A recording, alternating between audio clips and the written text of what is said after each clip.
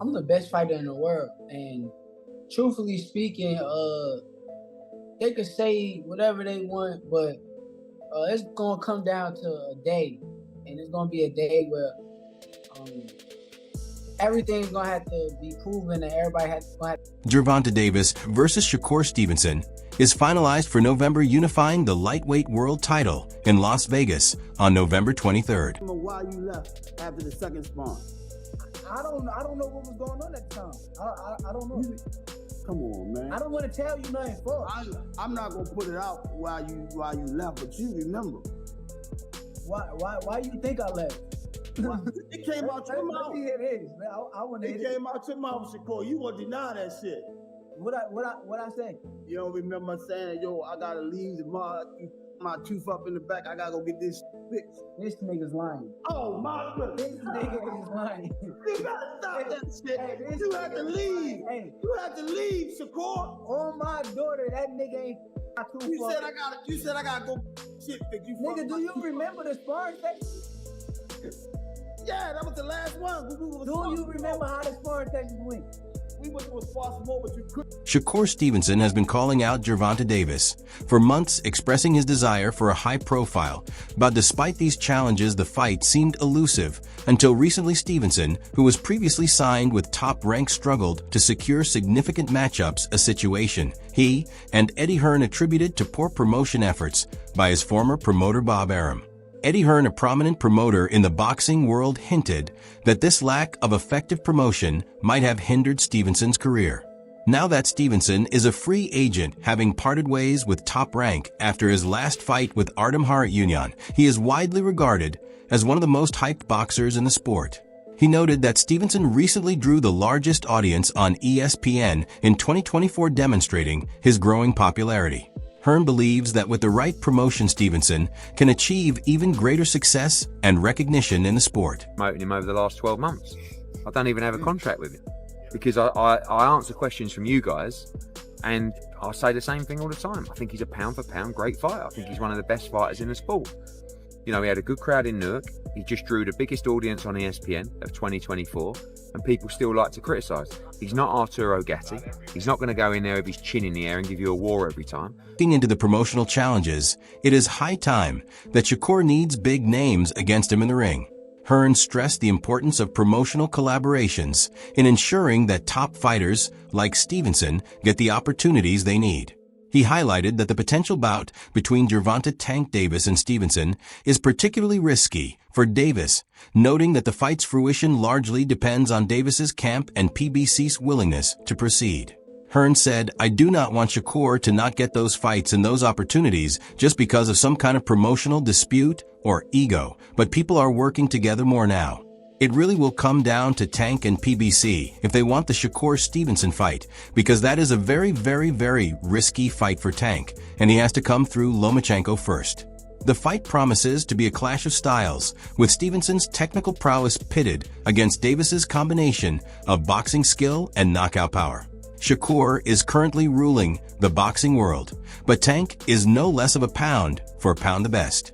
Where Najim JNS believes in Davis's ability to come out victorious. In his initial remarks, JNS acknowledged Stevenson's skills, but expressed confidence in Davis's overall superiority.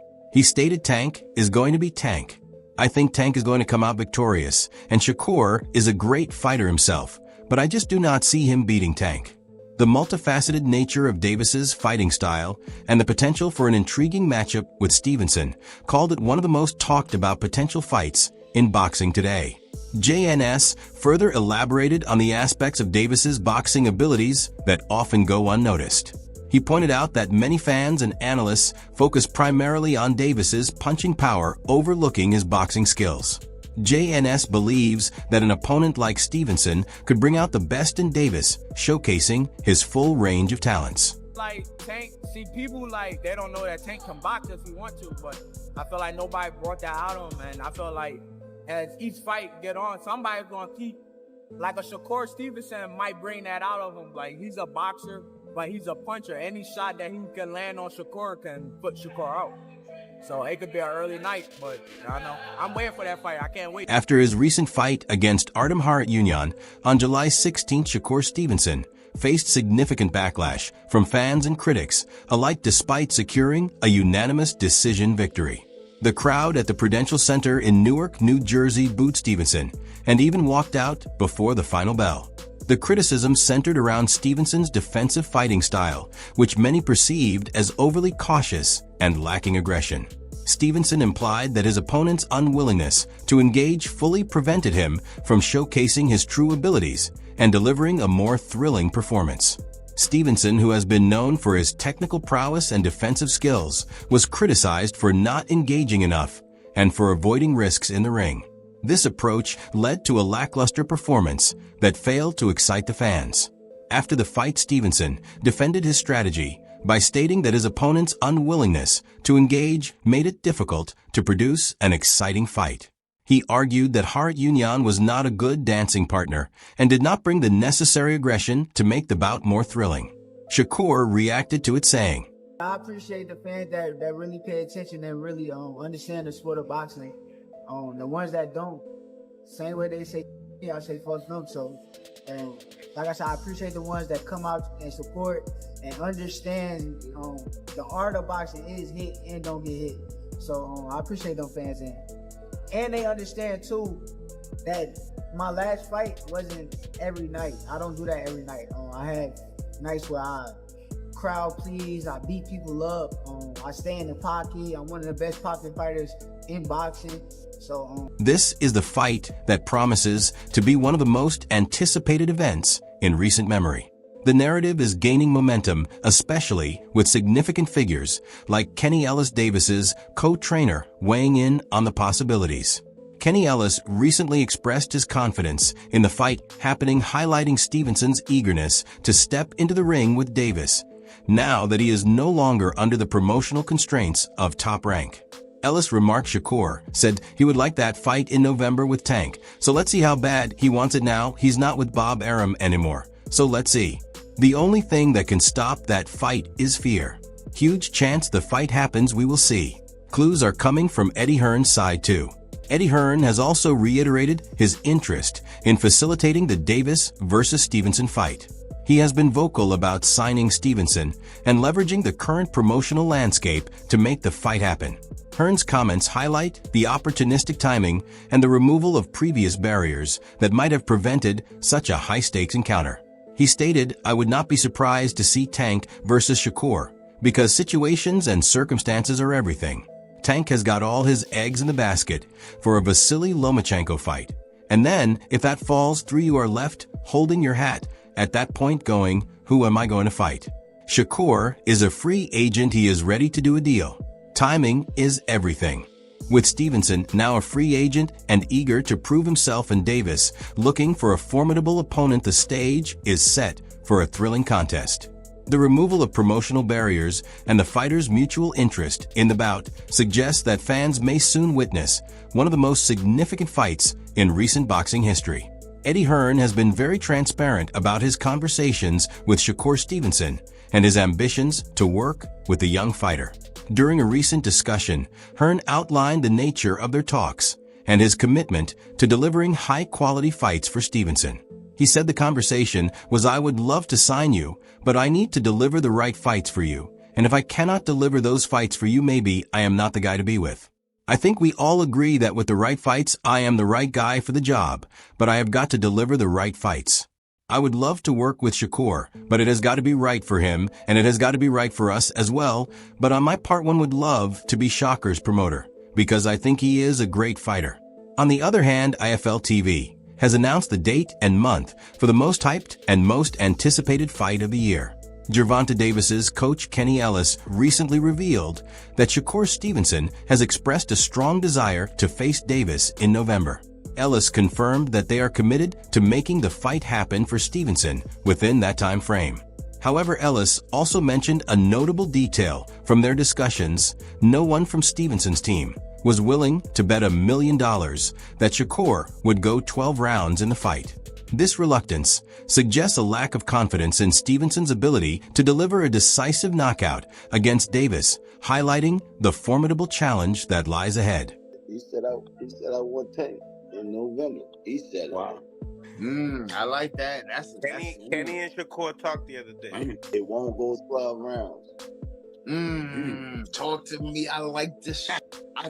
I love this. Yes. It won't go 12. 12 rounds. Front and center, baby. I'm proud of you. Where side there, Millie there. And there's nobody on his team that would bet $1 million that it'll go 12 rounds. Wow. Because they don't truly believe. Wow. Where Shakur's team was not ready to bet $1 million for 12-round survival, Kenny Ellis has bet his whole career for the fight. He announced publicly during a live session that if the fight goes 12 rounds, HE will walk out of boxing being one of the best promoters in the world and having trained the greatest Tank. And he knows what he is saying and where he is standing after giving such public statements. 12 rounds, I'm walking away from boxing. Wow.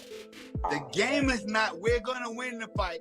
The game is we're going to knock him out. Absolutely. If we don't knock him out, we don't win. But $1 million is up. Whereas if we talk about Tank or Gervonta Davis's last fight, it showcased his knockout power and ring intelligence. On June 15, 2024, Davis faced Frank Martin at the MGM Grand Garden Arena in Las Vegas. Despite a 14-month layoff, Davis dominated, ultimately securing an 8th-round brutal knockout, improving his record to 30 with 28 knockouts. His aggressive style and ability to deliver powerful, decisive blows were on full display for fans that day, and he proved why he is the best pound for pound in the world right now. Despite a unanimous decision victory against Artem Harat, Stevenson was booed by fans who felt his performance lacked aggression and excitement. Stevenson's style is often more defensive and strategic, focusing on technical skill and avoiding damage rather than delivering knockouts. This approach, while effective, can sometimes lead to perceptions of being less entertaining, which it did for Shakur Stevenson. Bozy Ennis, being the trainer, knew the real reason why Shakur Stevenson was unable to knock out Artem Harat in their latest bout. Ennis revealed that Stevenson was dealing with significant physical challenges during the fight, which impacted his ability to secure a knockout. Meanwhile, he also mentioned that the issue of hand injuries is not new for Stevenson. His cousin had previously mentioned that Stevenson frequently injures his hands while punching, which affects his performance. Despite these challenges, Stevenson managed to secure a victory through his superior boxing skills and strategic approach. He boxed him and he win. But I talked to him last night. Both of his hands was hurt. He told me.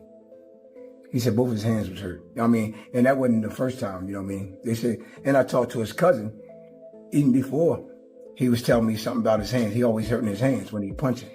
So, you know what I mean? But listen, man, he did what he had to do. And I told him, stop. Anyone who knows Shakur knows his vocal presence on social media has recently been notably quiet. This shift in behavior has led to speculation about his mindset and approach as he potentially gears up for a fight with Gervonta Tank Davis.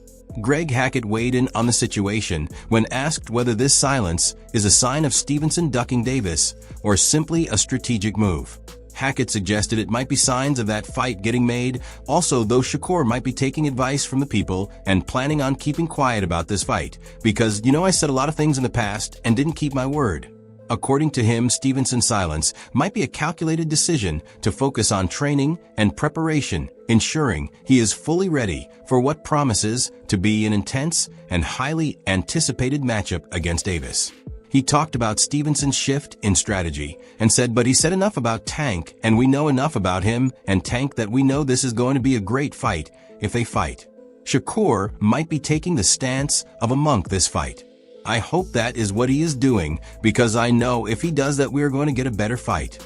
But if we talk about the high authorities or the news coming from within by some real sources, we have Stevenson's co-manager Josh Dubin, who provided an update. Dubin emphasized that they are fully prepared and eager for the matchup. He stressed that the next steps depend on the financial terms and Davis's team's willingness to negotiate. The ball is in Davis's court and the fight's feasibility will hinge on whether both parties can agree on the financial aspects, he stated it is all up to Tank. The one thing about Shakur is he will take anyone you put in front of him. We are here and waiting and ready to negotiate.